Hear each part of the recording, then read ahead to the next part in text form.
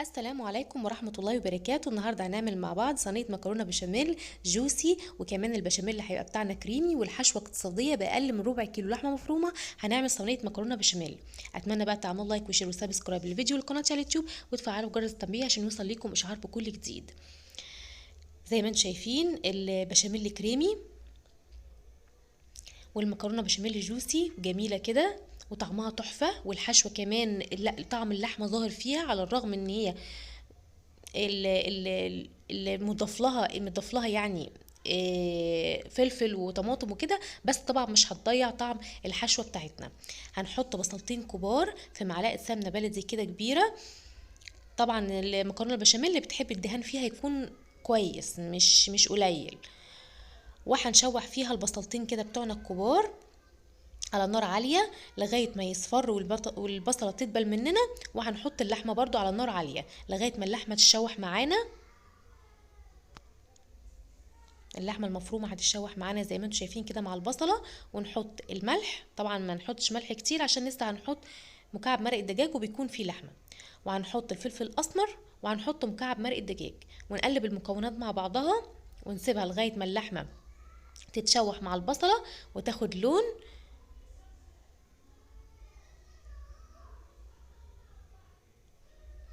وبعدين هنحط بقى المقطعين فلفلتين رومي كبار، ومقطعين طماطمتين برضو كبار. الطماطم دي بتسكر معانا الحشو، بتخليها طعمها مسكر وجميل.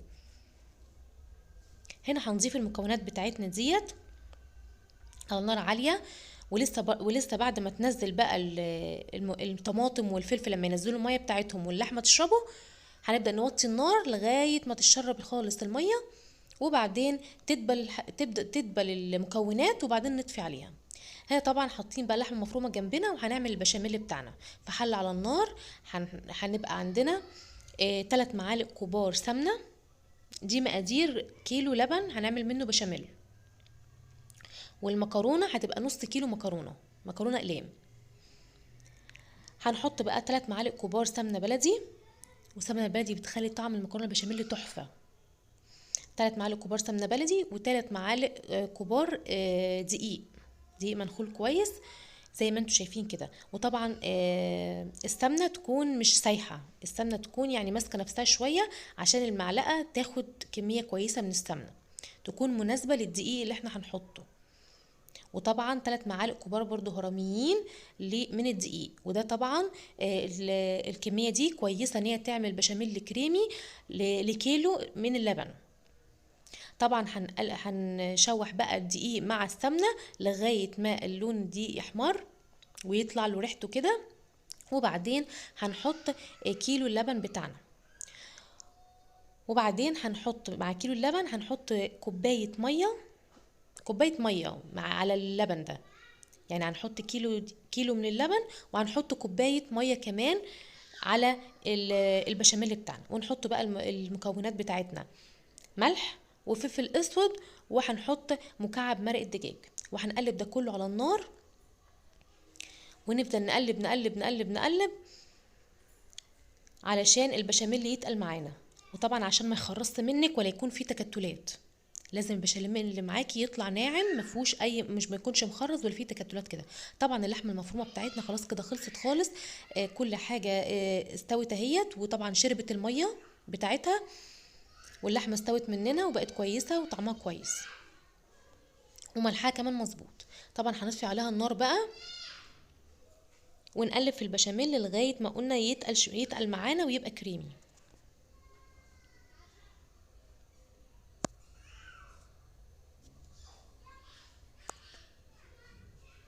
هنا البشاميل اهوت. هنستنى بقى لغايه ما يغلي علشان طعم الدقيق يروح منه والدقيق يستوي فيه كمان.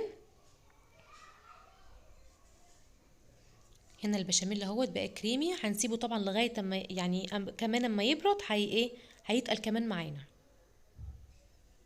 اهو البشاميل غلي معانا اهوت عشان طعم الدقيق يروح منه والدقيق كمان يستوي في البشاميل. هنا حاطين طبعا حله على النار فيها ميه، واول ما الميه تغلي هنحط لها ملح، مش هنحط زيت عشان احنا مش عايزين زيت، لان الزيت بيخلي المكرونه مفرفره، واحنا مش عايزينها مفرفره، لان احنا عايزينها تبقى قطع يعني الى اقرب من هي تكون متماسكه. طبعا بعد ما الميه تغلي بقى هنحط المكرونه بتاعتنا.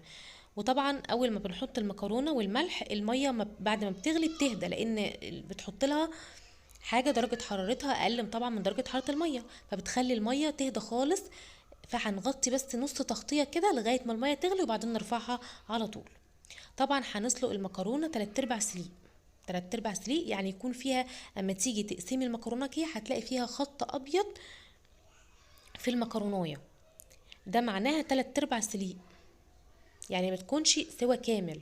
زي ما انتم شايفين المكرونه اتسلقت اهيت، والحشوه بتاعتنا خلصت، والبشاميل بتاعنا جاهز وتقل خالص اهو، تقل كمان عن ما كان على النار. هنا هناخد الكميه بتاعه المكرونه بتاعتنا وهنحط عليها من البشاميل وهنقلبها في البشاميل. طبعا عملنا المكرونه اخر حاجه، سلقناها اخر حاجه علشان طبعا ما تقفش مننا، والنشا بتاعتها الطبيعيه تخليها تقفش مننا، وهنضطر نغسلها، فلا خليتها اخر حاجه علشان ما تقفش مننا. انا هنحطنا بقى عليها البشاميل زي ما انتم شايفين كده،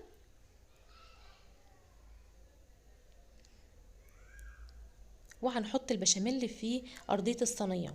طبعا مش هنحط دهون تاني خالص بقى، هنحط البشاميل في ارضيه الصينيه. زي ما انتم شايفين كده البشاميل ناعم وكريمي، مش مخرز ولا مكتل ولا اي حاجه خالص. هنرصه كده في الصينيه زي ما انتم شايفين.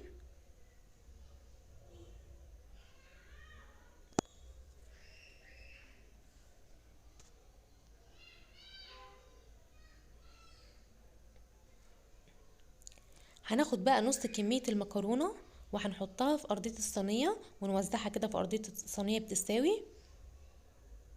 ده زي ما قلت لكم نص كيلو مكرونة من الأقلام،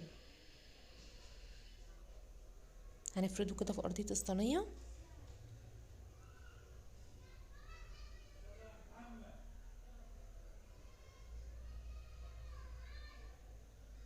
وهنساوي كل صينية زي ما انتوا شايفين كده. هنحط بقى الحشوة بتاعتنا. شوفوا قد ايه الحشوه، من 200 جرام من اللحمه المفرومه عملت لي نص كيلو من الحشوه، وطبعا طعمها جميل، والطماطم مسكره الحشوه وجميله، وطعم اللحمه باين فيها كمان. هنوزع بقى الحشوه كده في كله عشان القطع كلها يبقى فيها لحمه.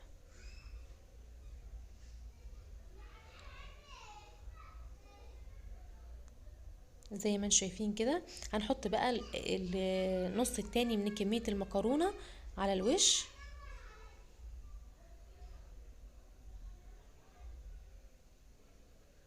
هنوزعهم على الوش كويس.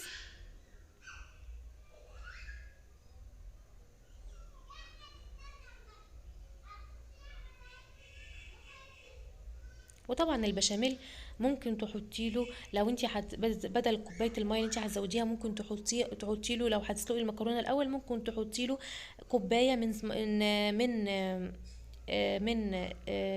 ميه سليق المكرونه، او ممكن لو عندك مرقه او تحطي برضو كوبايه مرقه. يعني البدايل موجوده كتير يعني. هنا بقى هنوزع البشاميل كده على الوش زي ما انتم شايفين كده، هنوزعه كله على الوش.